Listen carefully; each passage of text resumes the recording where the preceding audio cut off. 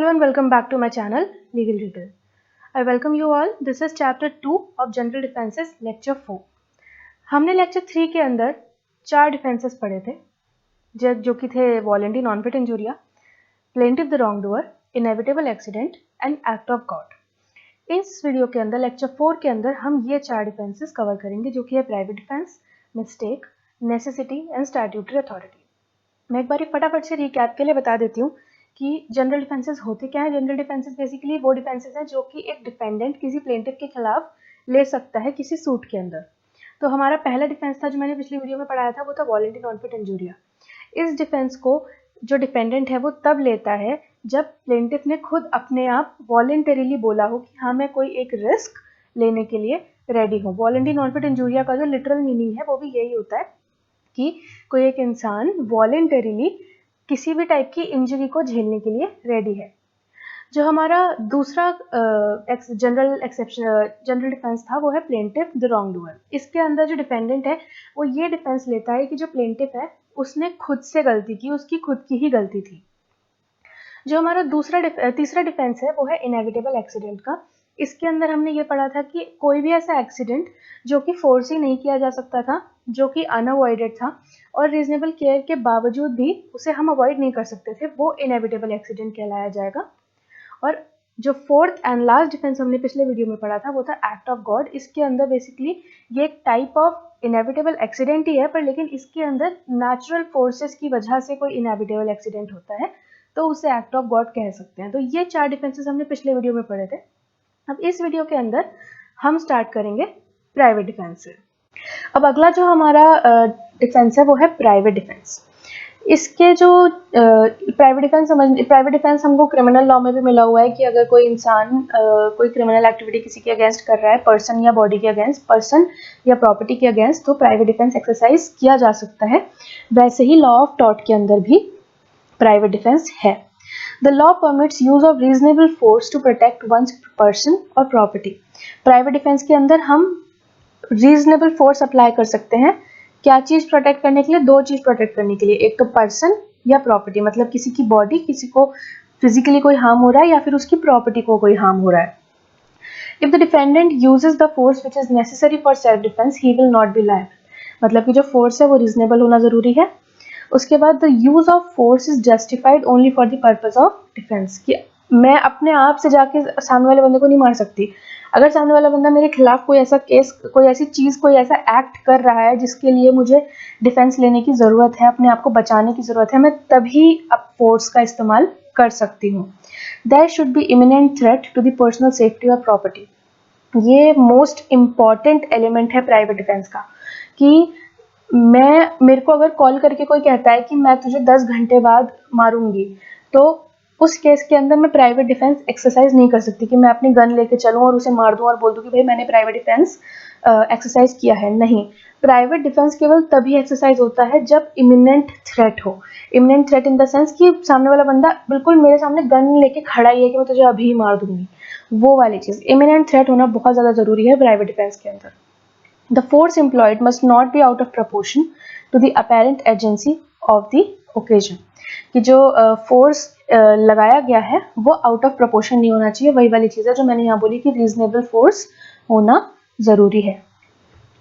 For the protection of property also, the law permits taking of such measures as may be reasonable necessary for the purpose. Property के protection के लिए भी reasonable measures इंसान ले सकता है. Like fixing of broken pieces of glass or spikes on wall or keeping a fierce dog can be justified but not fixing of spring guns. ये जो मैंने अभी आपको पीछे केस जो बताया था बर्ड वर्सेस होलब्रुक्स का, ये वही वाली चीज़ कह रहे हैं कि स्प्रिंग गन्स का जो यूज़ है वो जस्टिफाइड नहीं है until unless एक नोटिस लगाया गया हो. ये बर्ड वर्सेस होलब्रुक वाली केस है जो मैं अभी आपको बता रही थी और हमने इसे पीछे प्लेंटिफ द रॉन्गडूअर में भी पढ़ा था.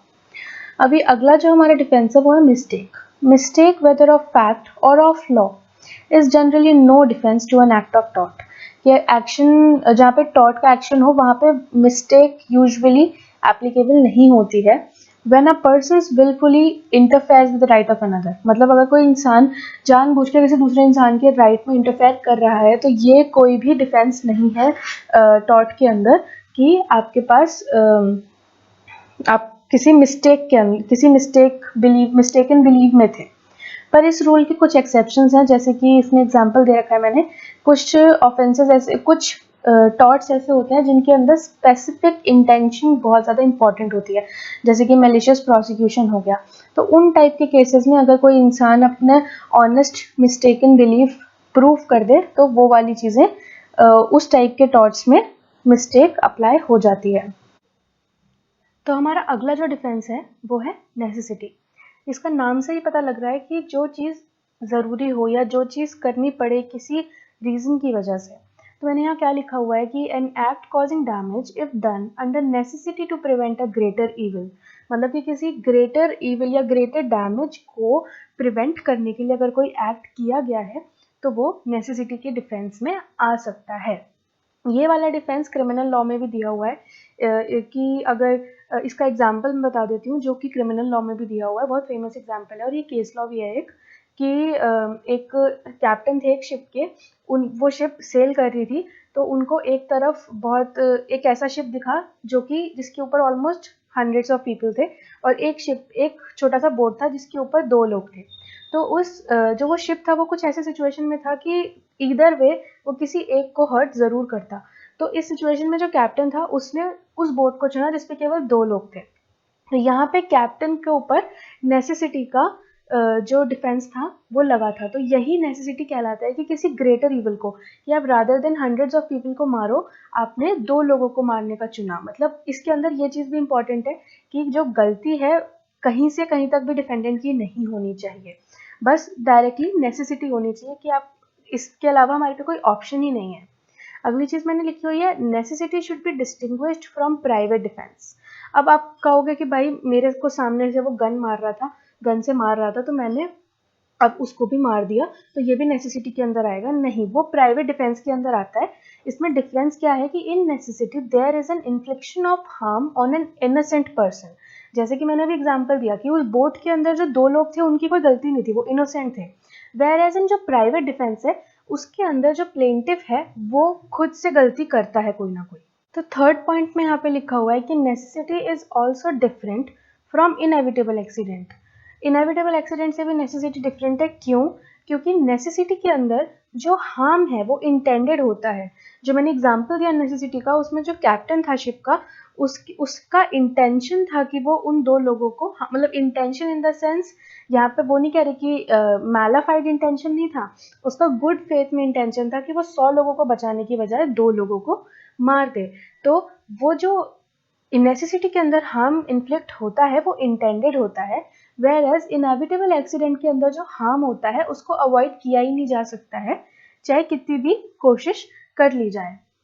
इसका एक केस था in Cope versus Sharp. The defendant entered the plaintiff's land to prevent the spread of fire to the adjoining land over which the defendant's master had the shooting rights. इसमें क्या हुआ कि जो डिफेंडेंट है वो plaintiff के land के अंदर आग बुझाने के लिए घुसा, और उसका एम क्या था कि जो आग है वो बराबर के लैंड में ना फैल जाए, जो बराबर का लैंड उसके मास्टर का था।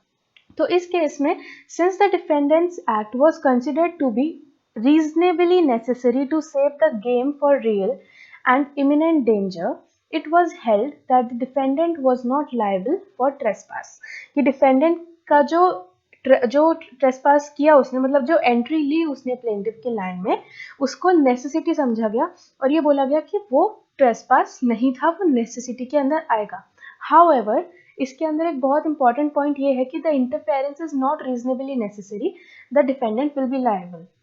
इसके अंदर बेसिकली कोर्ट ने ये, इसी केस के अंदर कोर्ट ने बेसिकली ये भी बोला था कि मान लेते हैं कि इस केस के अंदर आग बुझाने का काम ऑलरेडी फायरमैन कर रहे थे।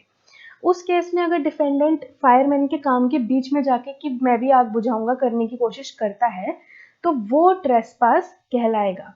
मतलब कि जो इंटरफेरेंस है वो रीजनेबली नेसेसरी होना बहुत ज़्यादा ज़रूरी है। अगर रीजनेबली नेसेसरी नहीं होगा तो फिर वहाँ पे वो टॉट अप्लाई हो जाएगा और ये डिफेंस नेसेसिटी का नहीं लगेगा। अगला जो हमारा डिफेंस है वो है स्टैट्यूटरी अथॉरिटी। नाम से ही पता लग रहा है कि कोई एक ऐसा एक्ट जो कि स्टैट्यूट बोलता है कि ठीक है आप कर सकते हो, वो एक्ट जो डिफेंडेंट उस एक्ट का डिफेंस ले सकता है। The damage resulting from an act which the legislature authorizes or directs to be done is not actionable even though it would otherwise be a tort. यहाँ मैंने ये लिखा हुआ है कि देयर इज अ पॉसिबिलिटी कि जो लेजिस्लेचर ने किसी काम को बोला है करने के लिए, मतलब कि किसी स्टैट्यूट ने बोला है कोई काम करने के लिए, पर उस काम के दौरान कोई एक डैमेज हो गया तो वो एक्शनेबल नहीं होगा. When an act is done under the authority of an act, it is complete defense. मतलब कि अगर किसी स्टैट्यूटरी अथॉरिटी के अंडर कोई एक्ट हो रहा है तो वो कंप्लीट डिफेंस है. And the injured party has no remedy except for claiming such compensation as may be provided by the statute. मतलब कि स्टैट्यूट में अगर कोई कंपनसेशन दिया हुआ है तो वो केवल वही क्लेम कर सकता है, अदरवाइज उसके पास कोई भी रेमेडी नहीं है. और स्टैट्यूटरी अथॉरिटी का जो डिफेंस है वो कंप्लीट डिफेंस है.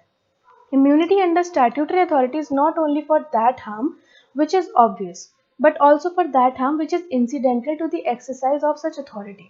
मतलब कि यहाँ पे जो इम्यूनिटी मिल रही है स्टैट्यूटरी अथॉरिटी के अंडर, वो केवल वो चीज़ की इम्यूनिटी नहीं है जो कि ऑब्वियस है. जैसे मान लो इसका एग्जांपल क्या है, जो मैंने नीचे वाले पैराग्राफ में भी दिया हुआ है कि एक रेलवे लाइन अगर कंस्ट्रक्ट हो रही है तो देयर इज अ पॉसिबिलिटी कि वो प्राइवेट लैंड को इंटरफेयर करे, तो ये तो ऑब्वियस हार्म है. पर लेकिन इम्यूनिटी किसी अनऑब्वियस या फिर इंसिडेंटल हार्म को भी मिलती है स्टैट्यूटरी अथॉरिटी के केस में. तो अब केस पढ़ लेते हैं. Therefore if a railway line is constructed there may be interference with the private land.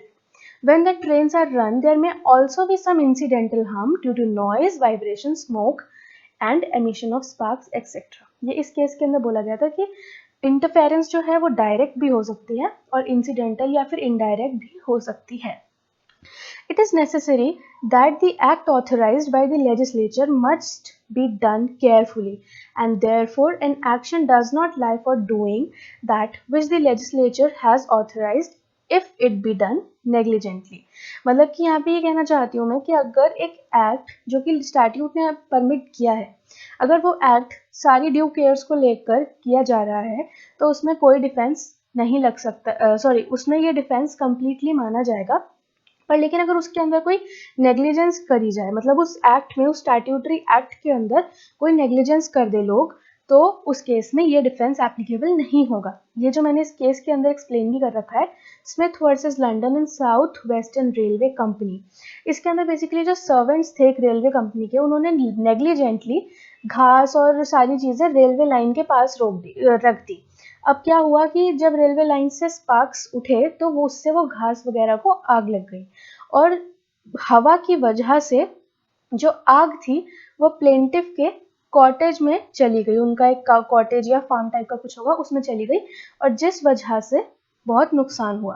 तो इसके अंदर क्या हुआ कि since it was a case of negligence on the part of railway company, so they were held liable. तो इसमें जो important चीज़ निकल के आती है वो ये है कि अगर एक्ट नेग्लिजेंटली किया जा रहा है तो even statutory authority is not a complete defence. But अगर वो एक्ट नॉन नेग्लिजेंटली किया जा रहा है, मतलब कि सारे ड्यू केयर के साथ किया जा रहा है, तो statutory authority is a complete defence. तो thank you, and don't forget to like, comment and share this video. और if you haven't subscribe my channel as yet, तो प्लीज़ आप मेरे चैनल को सब्सक्राइब कर ले.